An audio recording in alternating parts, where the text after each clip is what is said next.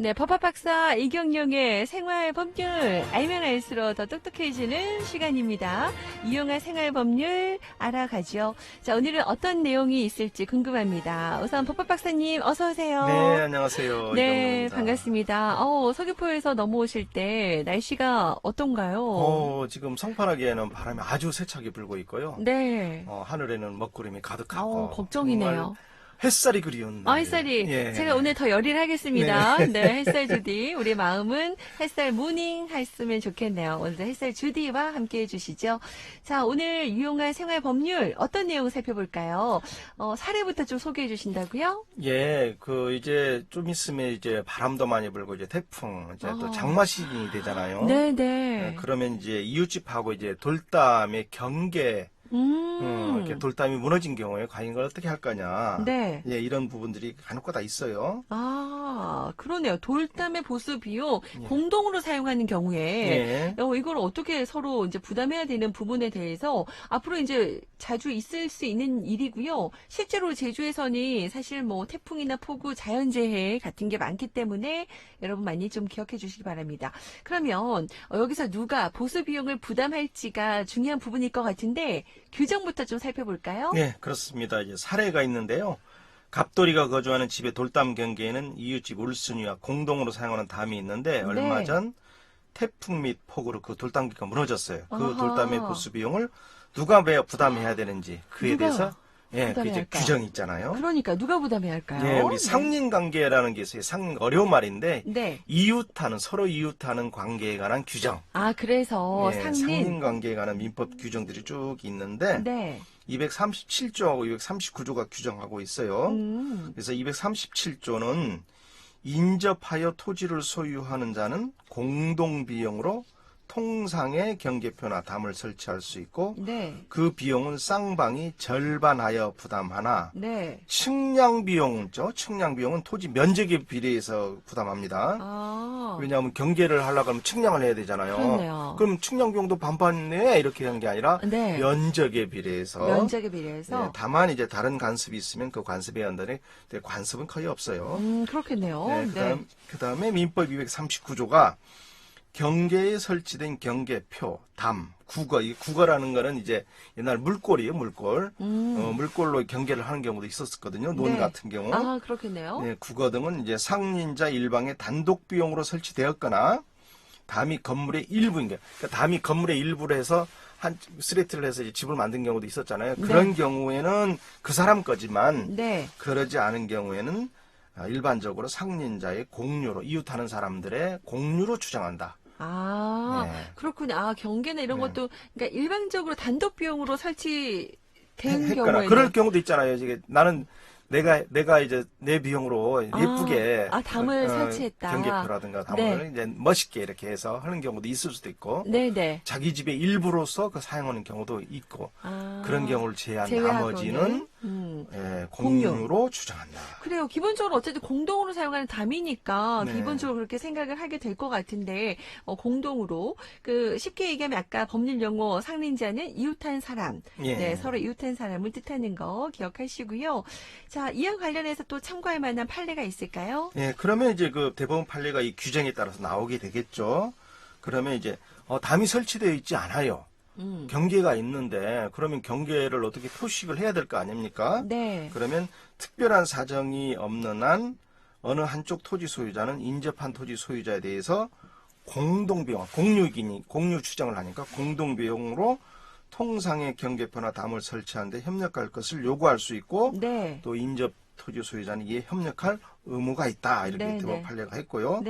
그러면 이것을 민사소송으로 제기도 할 수 있어요. 민사소송으로 제기할 수가 있고 그러면 어떻게 할 거냐 이런 경우가 있는데 여러 가지 판례가 있지만 핵심만 말씀드리면 특별한 사정이 없는 한 원칙적으로 새로 설치할 경계표나 담장의 중심선을 양 경계선상에 딱 위치하도록 해야 됩니다. 아. 이게 때문에 분쟁이 많이 그러니까 일어나요. 이 중심선이 음. 조금 아닌데 우리 땅으로 더 네, 같은데. 그래요. 막 그러잖아요. 공사하는 사람들이요. 이게 네. 경계표가 있는데 중심선에다가 돌담을 정확히 가운데 놔야 되는데 네. 밀어내버려. 아. 저희 밭에도 그렇게 돼 있거든요. 그래요? 그러면은 결국 자기 밑에 있는 사람들이 침범을 당하게 되잖아요. 네네. 그러니까 이 돌담 특별한 사정이 없는 한 이것은 돌담이 경계표의 중심선에 위치하도록 해야 된다는 판례가 있어요. 그러니까 그 중심선 판례 네. 요거 하면서도 사실 또 이웃 간에 얼굴 붉힐 수도 있다는 그러니까 거. 네. 이거를 알아두셔야 해요. 어떡해요? 오늘 방청하시는 분들이 중심선에 위치한다는 게 대법원 판례다. 판례다. 이거를 알고 계셔야 돼요. 정확하게. 민법에 규정은 없어요. 규정은 규정은 없지만 없는데 판례. 그래서 이 대법원 판례라는 거 이게 그런 판례. 규정 어디 있어 이렇게 따지는 거 대법원 판례 있어 이렇게 해야죠. 아는 만큼 보입니다, 여러분. 네, 그러니까 네, 똑똑해지는 시간이에요. 네. 진짜 판례에서도 이같이 이제 해결하라고 취지가 있는데 여러분 잘 알아주시면 좋을 것 같고요.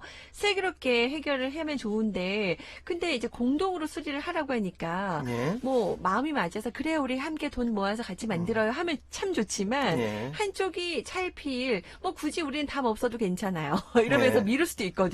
예. 이럴 때는 어떻게 법적으로도 청구할 수 있어요? 그렇죠. 그러니까 아까와 같은 민법 규정하고 대법원 판례에 의해서 네. 만일 이웃집에서 차일피일 담해 보수를 미루면 인접 토지 소유자에 대해서 담해 공동부수에 협력할 것을 법원에 청구할 수가 있고 법원은 아까 말씀드린 대로 네. 이렇게 하라라고 이행을 명하는 판결을 할 수가 있습니다. 그러면 그 판결 문을 집행을 할 수가 있어요. 그렇네요. 네, 네. 자, 이 점 꼭 기억하시면 좋겠고, 지금 우리 문자로, 아니, 이웃끼리 법까지 따지지 말고, 반반으로 같이 처리하는 게 좋은데 말이죠. 이웃 사촌이잖아요. 이런 마음이면 참 좋잖아요. 그러니까 이웃 사촌이 네. 정말 친하게 사이좋게 지내야 되는데 네. 이웃이 정말 그 힘든 상황이 생기는 경우들이 이 얘기하고 간혹 싶으신 거죠. 원수가 되는 경우. 정말 네. 그러면은 힘들어져요. 힘들죠. 예. 네, 그래서 법을 좀 알아야 된다는 말씀 드리고요. 또 다른 사건의 사례가 있네요. 좀 살펴볼까요? 소개해 주세요. 예, 이런 경우는 어떤 거냐면요. 병돌이가 거주하는 집은 앞쪽에 공터를 제외하고는 모두 다른 집들로 막혀 있어요. 그냥 유일하게 그 공터를 유일한 통로를 이용으로 살아왔는데 네. 그 공터가 최근에 팔려버린 거야. 예, 정순이가 이제 찾아와서 내가 이 공터를 샀는데 이제 집을 지을 테니 앞으로는 통로를 내줄 수 없다.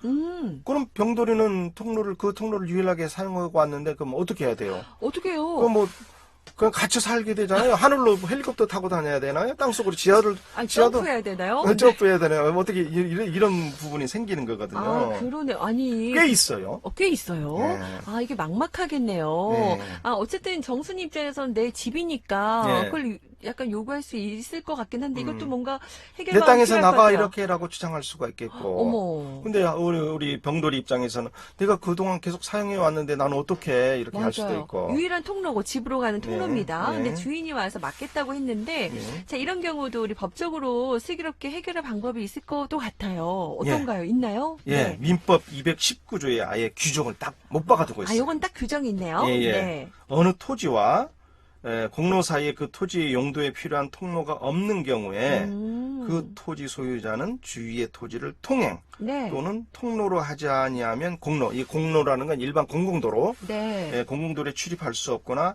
과다한 비용을 요할 때에는 네. 그 주위의 토지를 통행할 수 있고 아. 필요한 경우는 통로를 개설할 수도 있습니다. 개설까지도? 이게가 주위 토지 통행권, 통로 개설권이라고 하거든요. 네. 그러나 이로 인한 손해가 가장 적은 장소와 방법을 선택해야 되고요. 아울러 통행권자는 통행지 소유자의 손해를 배상해야 된다. 네. 예를 들어서 여기에 손해라는 것은 큰 손해는 아니고 이제 토지를 사용함으로 말미암은 토지 사용료 정도. 사용료. 이거는 감정을 내서 인정됩니다. 얼마 많지는 않아요. 그래요? 예. 그렇군요. 이런 경우도 이웃하는 관계인데, 그래서 이웃하는 관계 상린자잖아요. 중요합니다. 이웃사촌이 그래서 네. 중요하다는 얘기고요. 네. 맞아요. 통행하는 구간이 이렇게 꼭 필요한 경우에 소유자에게 다닐 수 있도록 요구할 수 있다는 거 나와 있고요. 근데 법조문만으로는 어떻게 적용할지 좀 모호한데요. 대법원에서는 어떤 입장인가요? 예, 그러면 어느 정도를 통행권자가 통행하는데 필요한 범위로 볼 것인가? 그러니까요. 길을. 어떤 사람은 나는 자동차를 다녀야겠다. 나는 경운기를 다녀야겠다. 좀 큰 길 필요하다. 야, 너 큰 길이 필요하다. 또 이쪽에서는 무슨 소리야? 너 리아카로 다녀. 너 걸어 다녀. 여기 차 못 들어와.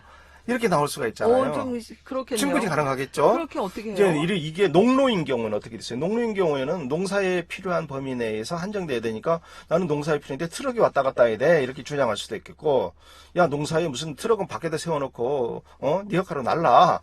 이런 경우들이 꽤 있어요. 제주도에. 그래서 네. 대법원 판례가 구체적인 경우를 다 따져서 토지의 지형, 이용관계, 부근의 지리 상황, 이해득실 여러 걸 다 기초로 판단을 해서 가장 아까 정순이의 토지를 가장 손해가 적은 방법을 통해서 가장 최소화하는 방법을 찾아서 이로 인해서 그런 것을 할 수 있다고 했고 손해가 네. 발생하면 손해를 배상하라고 하고 있죠. 그러네요. 네. 네. 아무튼 현장 상황에 맞게끔 최대한 이제 살펴봐야 한다는 게 이 판례의 입장입니다. 네. 자, 이번 사례를 실제적으로 어떻게 해결해야 좋을까요? 예, 그래서 병돌이는 정순이의 토지를 토행할 수가 있다고 했죠.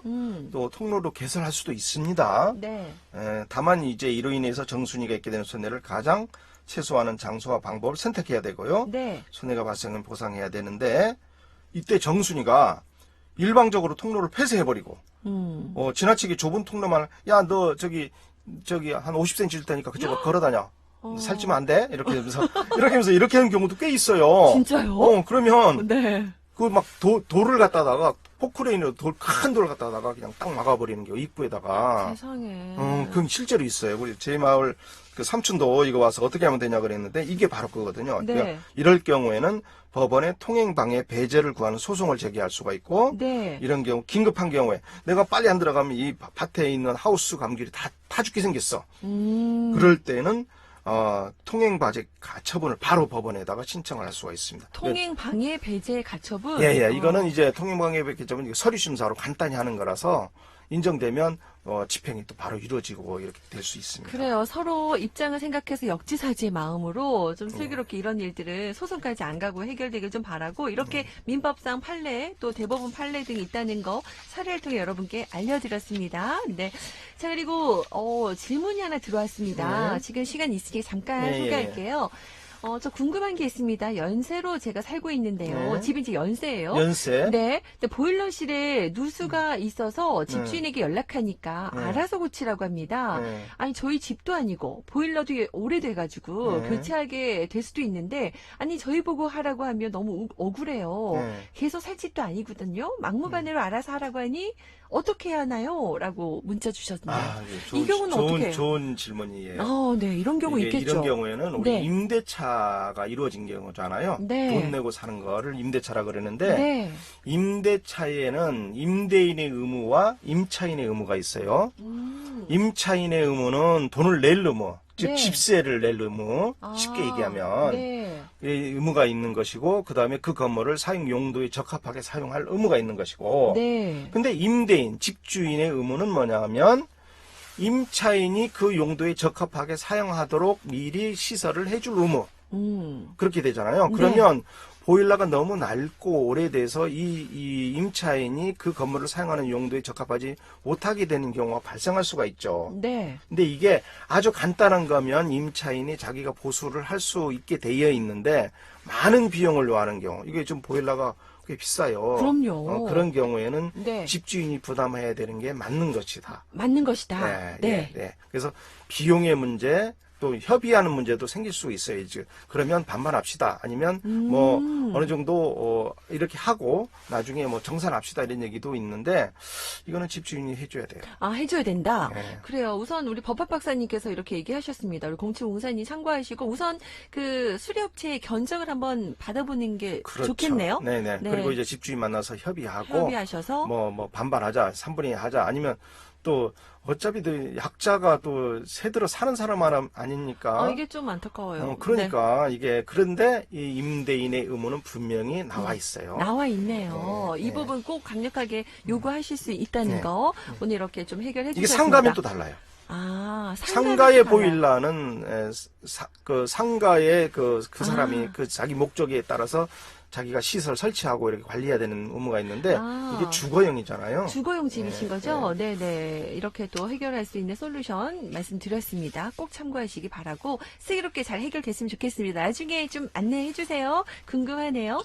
자, 오늘도 법학박사 이경용의 생활법률 오늘도 이야기 나눠봤습니다. 오늘 감사드리고요. 네, 저희는 다음 시간에 함께하도록 하겠습니다. 고맙습니다.